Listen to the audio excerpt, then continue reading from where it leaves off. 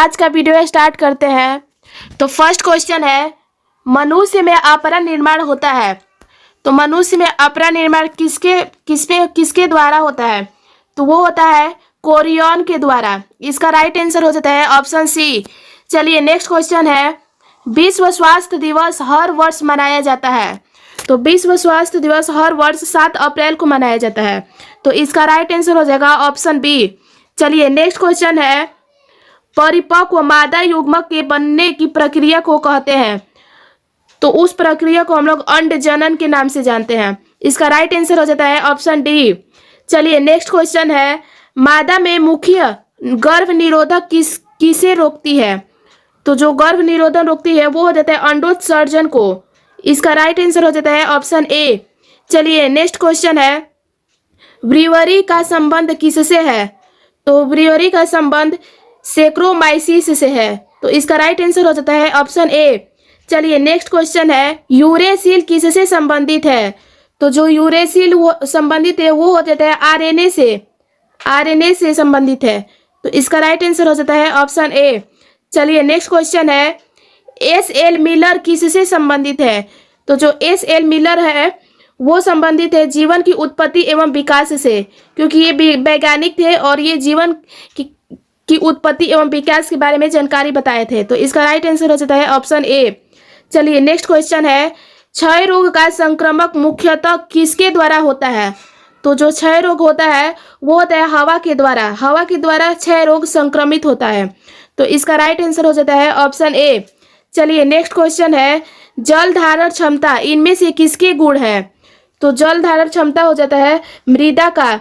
इसका right answer हो जाएगा ऑप्शन ए।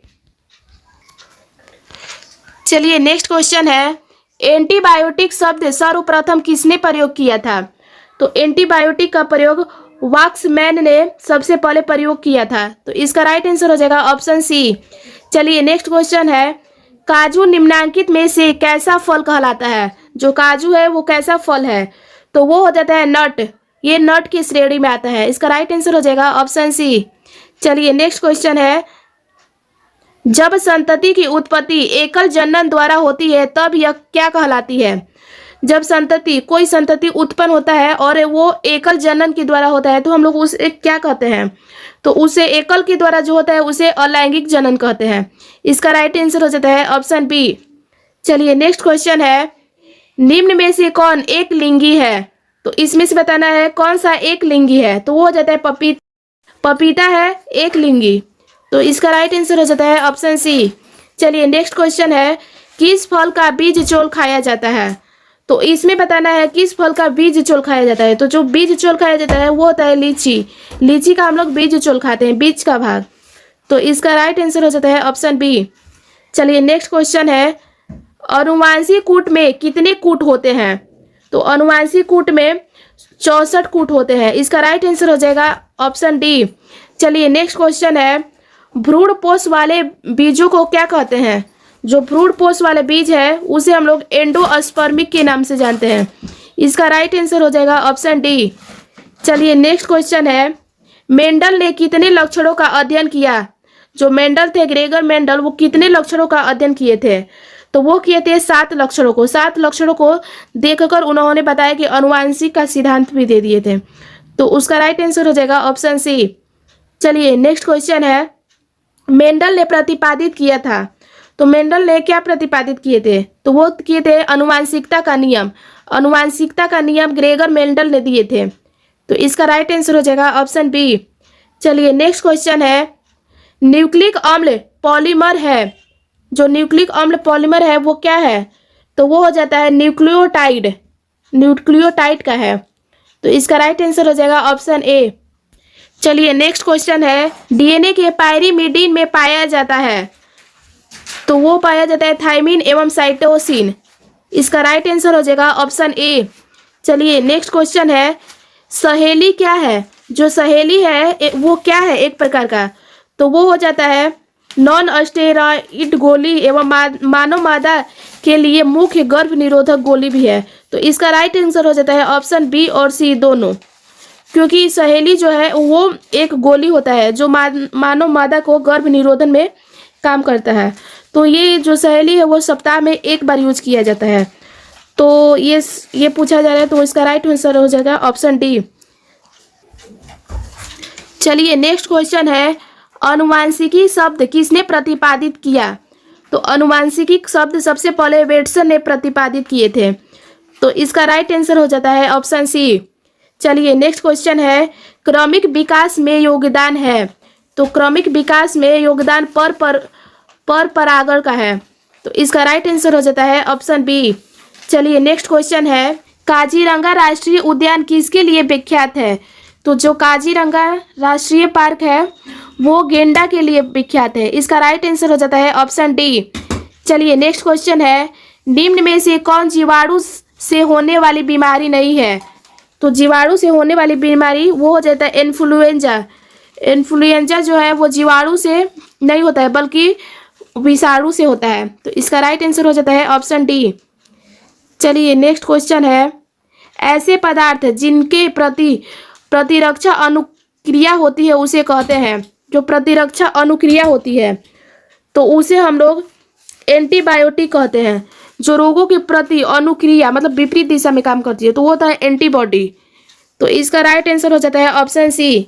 चलिए नेक्स्ट क्वेश्चन है, कैपेसिटेशन एक प्राकृतिक क्रिया है जो होती है, तो वो होती है मादा जनन मार्ग में। इसका राइट आंसर हो जाता है ऑप्शन बी। चलिए नेक्स्ट क्वेश्चन है, मिट्टी को उपजाऊ बनाने में सहायक होता है। तो मिट्टी को उपजाऊ बनाने में जैविक खाद सहायक होता है। तो इसका राइट आंसर हो जाएगा ऑप्शन बी। चलिए नेक्स्ट क्वेश्चन है, जैविक खाद का मुख्य स्रोत है। तो जो जैविक खाद का मुख्य स्रोत है वो हो जाता है जीवाणु। इसका राइट आंसर हो जाएगा ऑप्शन सी। चलिए नेक्स्ट क्वेश्चन है, दलहनी पौधों के जड़ पिंड में कौन जीवाणु पाया जाता है? तो वो हो जाता है राइजोबियम। राइजोबियम जीवाणु पाया जाता है। तो इसका राइट आंसर हो जाता है ऑप्शन ए। चलिए नेक्स्ट क्वेश्चन है, पाश्चुराइजेशन में गर्म करते हैं। तो उसमें हम लोग गर्म करते हैं किसी भी तरल को 70 डिग्री सेल्सियस से 80 डिग्री सेल्सियस पर गर्म करने पर उसे शीघ्रता ठंडा किया जाता है। तो इसका राइट आंसर हो जाता है ऑप्शन डी। चलिए नेक्स्ट क्वेश्चन है, शराब उद्योग में किस सूक्ष्म जीव का उपयोग होता है? जो शराब उद्योग है उसमें हम जो सूक्ष्म जीव होते हैं कौन सा है? तो वो हो जाता है ईस्ट। उसमें ईस्ट का प्रयोग किया जाता है। तो इसका राइट आंसर हो जाएगा ऑप्शन ए। चलिए नेक्स्ट क्वेश्चन है, दूध से दही बनाने में किस जीवाणु का उपयोग होता है?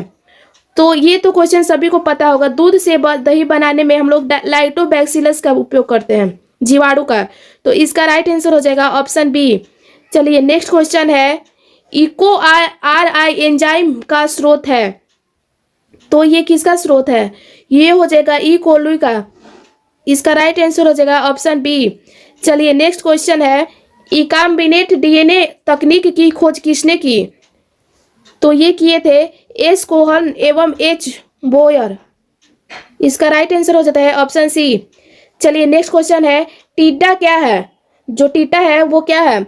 तो वो हो जाता है उत्पादक और प्राथमिक उपभोक्ता दोनों। इसका राइट आंसर हो जाएगा ऑप्शन ए और बी दोनों। चलिए नेक्स्ट क्वेश्चन है, जनसंख्या अधिक होने से क्या होता है? तो जब जनसंख्या अधिक होगा तो क्या होगा? तो ये होगा आय में कमी होगा। सबसे पहले तो आय में कमी होगा, उसके बाद जमीन में भी कमी हो जाएगा और खनिज पदार्थ की कमी भी हो जाएगा। क्योंकि जनसंख्या अधिक रहेगा तो हम लोग खाद्य पदार्थ जो अधिक मात्रा में वृद्धि नहीं कर पाएगा, तो वो जैसे खनिज पदार्थ की कमी भी हो जाएगा। तो इसका राइट आंसर हो जाएगा इनमें से सभी। जब जनसंख्या वृद्धि होगा तो ये कमियां हो सकती है। तो इसका राइट आंसर हो जाएगा ऑप्शन डी। चलिए नेक्स्ट क्वेश्चन है, एक पारिस्थितिक तंत्र में हरे पौधे हो है। एक पारिस्थितिक तंत्र में हरे पौधे क्या हैं? तो ये हो जाते हैं उत्पादक। हरे पौधे उत्पादक की श्रेणी में आते हैं। तो इसका राइट आंसर हो जाएगा ऑप्शन ए। चलिए नेक्स्ट क्वेश्चन है, गिर अभयारण्य प्रसिद्ध है। जो गिर अभयारण्य है वो किसके लिए प्रसिद्ध है? तो वो हो जाता है शेर के लिए। इसका राइट आंसर हो जाएगा ऑप्शन सी। चलिए नेक्स्ट क्वेश्चन है, रेड डाटा बुक में सम्मिलित है। जो रेड डाटा बुक है उसमें क्या सम्मिलित है? इसका राइट आंसर हो जाता है ऑप्शन बी, लाइकेन सूचक है। जो लाइकेन है वो किसका सूचक है? वो हो जाता है SO2 प्रदूषण का। इसका राइट आंसर हो जाएगा ऑप्शन बी। चलिए आज का आखिरी प्रश्न है, हेरोइन है। जो हेरोइन है वो क्या है? तो वो हो जाता है डाई एसिटाइल मार्फिन। इसका राइट आंसर हो जाता है ऑप्शन सी